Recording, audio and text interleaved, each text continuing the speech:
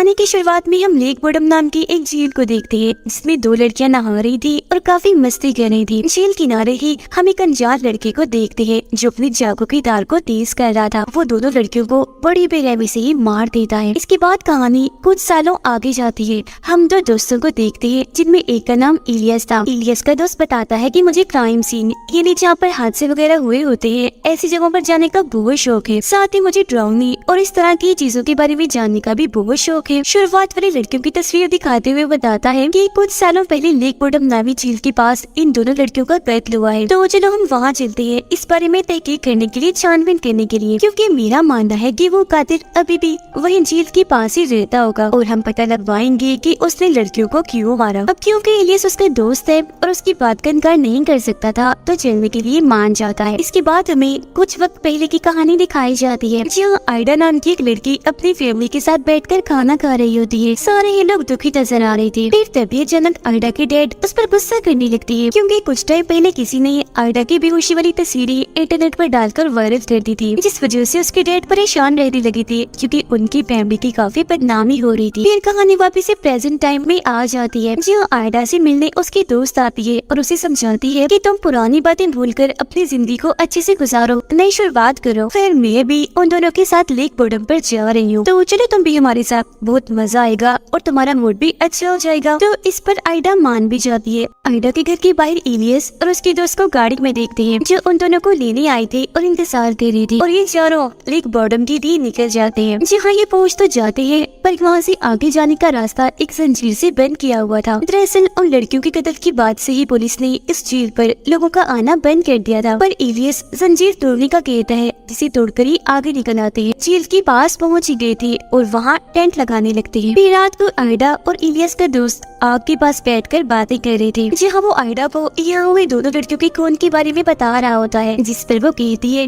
कि हाँ मैंने भी सुना था इस केस के बारे में। तभी उनके दोनों दोस्त भी वहाँ आ जाते हैं। यहाँ इलियस का दोस्त उन सबको बताता है कि मैंने उस खूनी, उस कातिल के बारे में थोड़ी रिसर्च छानबीन की है, जिससे मेरा मानना है कि वो खूनी इस जगह कोई अपना घर समझकर यहाँ से बहुत प्यार करता है। जैसे हम लोगों को अपने घरों में कोई अनजान शख्स अच्छा नहीं लगता, वैसे उस खूनी को भी यहाँ आने वाले लोग पसंद नहीं है, बुरे लगते हैं। इसीलिए यहाँ आने वाले लोगों पर पहले वो नजर रखता है, फिर मौका देखते ही उन्हें मार देता है, वो भी काफी बेरहमी से, ताकि कोई दोबारा यहाँ आने की गलती ना करे। और अगर वो यहाँ रहता हुआ तो जरूर छुपकर वो हम पर भी नजर रख रहा होगा।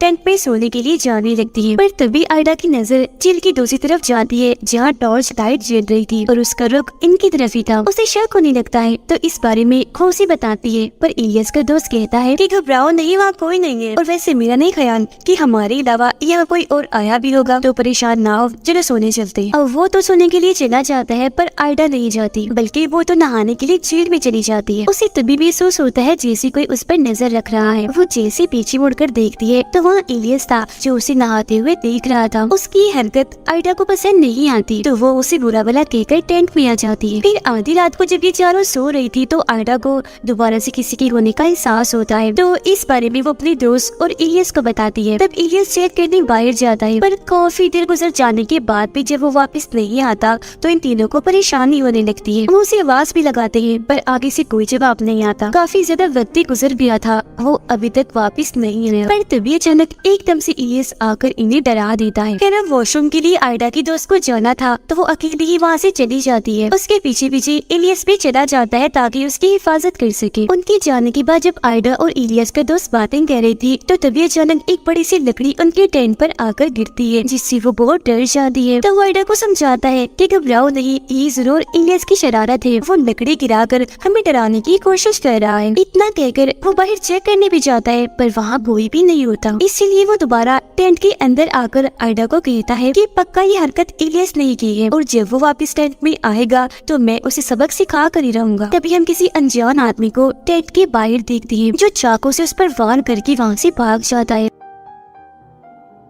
आयडा जब उसके मुंह से खून निकलता हुआ देखती है तो काफी डर जाती है और टेंट से बाहर आकर अपने दोस्तों को आवाज लगाकर बुलाने लगती है मदद के लिए। वो दोनों जब आयडा की आवाज सुनते हैं तो फौरन टेंट के पास आ जाते हैं। हालत देखकर काफी घबरा जाती है क्योंकि वो काफी जख्मी खून में लथपथ था। उन्हें कुछ समझ नहीं आती कि किसने किया होगा और अब हमें क्या करना चाहिए। ये तीनों उसकी जान बचाने के लिए जंगल से बाहर जाने लगते हैं। जिस दौरान आयडा की दोस्त गिर जाती है। उसका पैर काफी जख्मी हो गया था, अब वो आगे नहीं बढ़ सकती थी, इसलिए उन दोनों को ही वहाँ से आगे बढ़ने का कहती है। तो वो दोनों ऐसे ही करते हैं, उसे वही छोड़कर मदद मांगने के लिए आगे बढ़ जाती है। रास्ते में इलियस उससे कहते हैं कि काफी वक्त से मैं तुमसे अकेले में बात करना चाह रहा था। जो तुम्हारी बदनामी हो रही थी वो वायरल तस्वीरों वाली, मैंने उसके बारे में छानबीन की थी, जिससे मुझे पता चला कि बेहोश होते वक्त तुम्हारी तस्वीरें किसी ने बनाई ही नहीं, बस तुम्हारी बेइज्जती करने, तुम्हें बदनाम करने के लिए ऐसी अफवाह उड़ा दी। अगर तुम्हें मेरी बातों पर यकीन नहीं है तो कभी तुम्हारी वो तस्वीरें तुम तक क्यों नहीं पहुंची और तो और मेरे पास भी कभी नहीं आई जिस बारे में छानबीन कर रहा था। सिर्फ यही नहीं बल्कि पुलिस को भी तुम्हारी इस तरह की कोई तस्वीर मिली ही नहीं, क्योंकि ऐसी कोई तस्वीरें है ही नहीं। इलियस सब ये सारी बातें बता ही रहा था कि तभी पीछे से कोई नकाब पहना इंसान आकर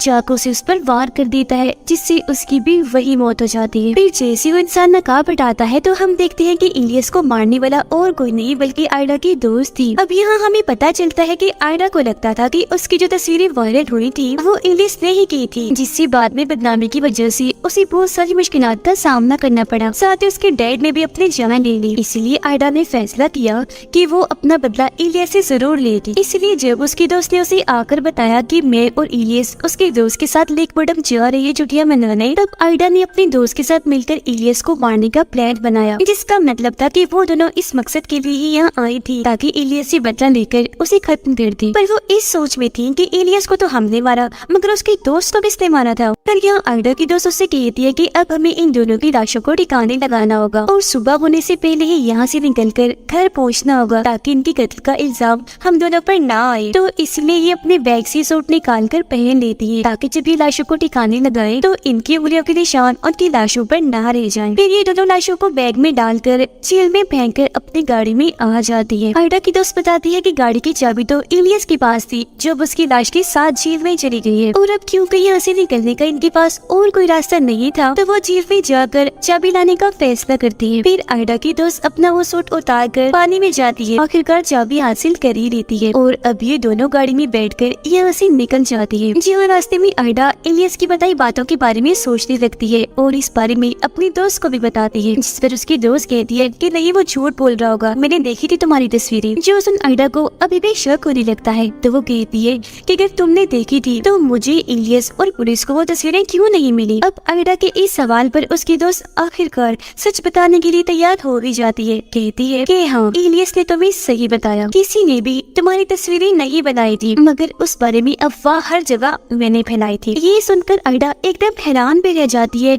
साथ ही काफी टूट भी गई थी क्योंकि उसकी अपने दोस्त ने उसे बदनाम किया था। तो इसीलिए वो उससे पूछ लेती है कि आखिर तुमने ऐसा क्यों किया, मैं तो तुम्हारी दोस्त थी। जिस पर उसकी दोस्त इसकी वजह बताती है कि स्कूल में तुम इलियस के काफी करीब होती जा रही थी, साथ ही जब भी तुम मुझसे मिला करती थी हर वक्त बस इलियस की बातें करती रहती थी, जिससे मुझे लगने लगा कि अगर ऐसा ही चलता रहा तो तुम्हारी दोस्ती इलियस से हो जाएगी और अगर तुम दोनों दोस्त बन गए तो तुम मुझसे दूर चली जाओगी। तो इस वजह से तुम्हें इलियस से दूर करने के लिए मैंने एक प्लान बनाया। तुम जब पार्टी में आई तो मैंने तुम्हारे जूस में दवाई मिला दी जिससे तुम बेहोश हो गई। तुम्हें कमरे में लिटाने के बाद मैंने बाहर आकर तुम्हारी वो तस्वीरों वाली अफवाह उड़ा दी। पर आयडा मैंने ये कभी नहीं सोचा था कि मेरे ऐसा करने से तुम्हारी जिंदगी में इतनी मुश्किलें आ जाएंगी।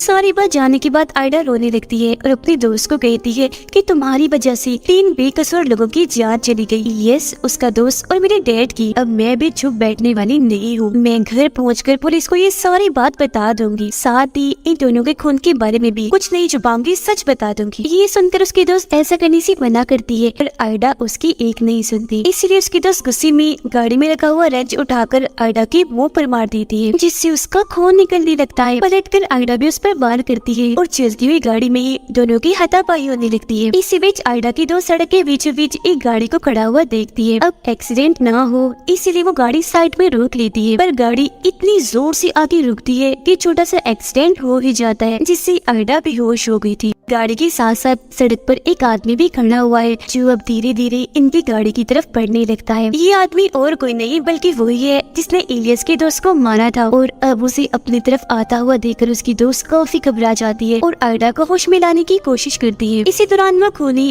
गाड़ी के पास आ ही गया था। टॉर्च मारकर जब वो गाड़ी के अंदर उन दोनों को देखता है तो एक जंजीर से उनकी गाड़ी अपनी गाड़ी के साथ बांध लेता है। उसे टो करने के लिए खींचकर अपने साथ ले जाने के लिए अपनी गाड़ी में बैठकर काफी तेज स्पीड में गाड़ी चलाकर उनकी गाड़ी को भी वहाँ से ले जाने लगता है। अब तक आयडा को भी होश आ गई थी। दोनों काफी डर जाती है और इस मुसीबत से कैसे निकलना है इस बारे में सोचने लगती है। तब उसकी दोस्त कहती है कि तुम गाड़ी के पीछे वाले दरवाजे से कूद जाओ, बाद में मैं भी ऐसे ही करूंगी। और अब जैसे आयडा पीछे आकर कूदने ही वाली थी कि तभी एकदम से उनकी गाड़ी उछलकर पलट जाती है। अब उनका काफी बुरा एक्सीडेंट हो गया था जिस वजह से दोनों ही लड़कियां काफी जख्मी हो जाती है। उस कातिल की गाड़ी भी रुक गई थी इसलिए वो दोबारा से उनकी तरफ आने लगता है। अब तक आयडा को भी होश आ गई थी। वो अपने दोस्त को भी होश में लाकर वहाँ से भागने का कहती है पर उसकी दोस्त आयडा को अकेले यहाँ छोड़कर जाने से मना करती है, जिस पर आयडा उसे समझाती है कि मैं बहुत जख्मी हूँ, तुम्हारे साथ नहीं आ सकती, प्लीज जाओ यहाँ से, भाग जाओ। अब उसकी ये बात सुनकर आखिरकार वो मान ही जाती है। जंगल की तरफ भागने लगती है। उसे खूनी ने भी देख लिया था तो वो अपने डॉग को उसके पीछे लगा देता है। यहाँ हमें इस खूनी का चेहरा दिखाया जाता है जो और कोई नहीं बल्कि वही आदमी है जिसे हमने शुरुआत में भी देखा था, जिसने उन दोनों लड़कियों का भी खून किया था। असल में इलियस के दोस्त ने जो अफवाहें इस जंगल और इस खूनी के बारे में सुनी थी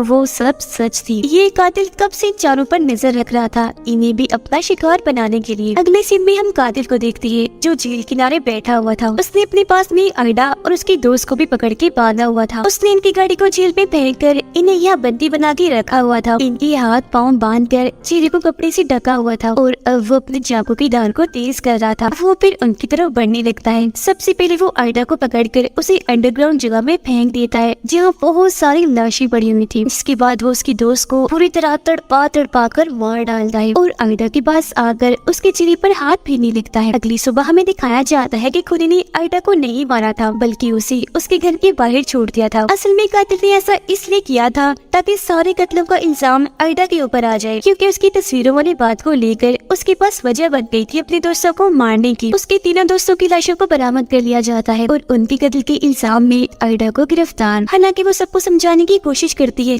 कि मैंने ये सब नहीं किया बल्कि लेक बोर्डअप के कातिल ने किया है, पर कोई भी उसकी बात पे यकीन नहीं करता और उस बेकसूर को ही दोषी ठहराया जाता है, जबकि असली कातिल इस तरह से बच गया था और अब भी आजाद घूम रहा था। खैर इसके बाद हम कुछ दोस्तों को उसी झील के पास देखते हैं जो पार्टी करने के लिए आए थे, जो हर बार की तरह खूनी ईद पर भी छुप के नजर रख रहा था। अब ये ग्रुप ही उस कातिल का अगला टारगेट है और इससे भी हैरत वाली बात कि ये एक सच्ची कहानी थी। और इसी के साथ ये फिल्म इधर ही खत्म हो जाती है।